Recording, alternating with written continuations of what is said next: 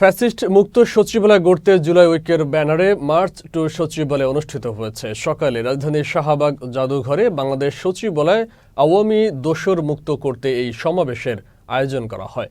এ সময় বক্তারা জানায়, বাংলাদেশ সচিবালয় এখনও আওয়ামী সরকারের আমলের দোসররা অবস্থান করছে। এদের সচিবালয় থেকে অতি দ্রুত বের না করলে জুলাই আন্দোলন এর সাফল্য ভেস্তে যাবে। এ সময় শাহবাগ থেকে মিছিল নিয়ে সচিবালয়ের সামনে বিক্ষোভ করেন জুলাই ঐক্যের নেতারা। শুধু শেখ হাসিনাকে তাড়িয়েই এদেশের শিক্ষার্থী জনতা খাদ্য হয়নি। এদেশে যারা অবস্থান করে এখনো দেশকে নষ্ট করার জন্য, ভারতের তাবেদার হিসাবে প্রতিষ্ঠিত করার জন্য বিভিন্ন মন্ত্রণালয় এবং জায়গাগুলি দখল করে আছে, তাদেরকে তাড়ানোর জন্য আমরা সোচ্চার রয়েছি।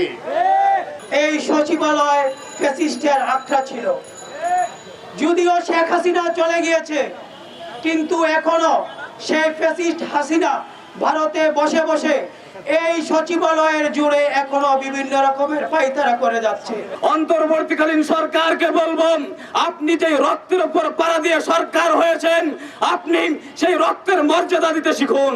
যাদের নির্দেশে ছাত্র জনতার উপর গুলি ছুড়েছিল, সেই সকল আমলাদের প্রায় 44 জন আমলার আমরা লিস্ট করেছি এবং সেটা প্রকাশ করেছি।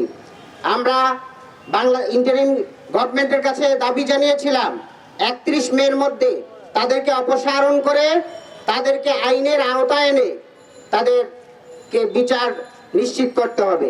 অতি দ্রুত আমরা যে তালিকা দিয়েছি, এই তালিকা যে সচিব আছে তাদেরকে অপসারণ করতে হবে, যদি না করেন আমরা অতি গুরুতর কর্মসূচি দেব এবং আপনাদেরকে অপসারণ করতে বাধ্য করব।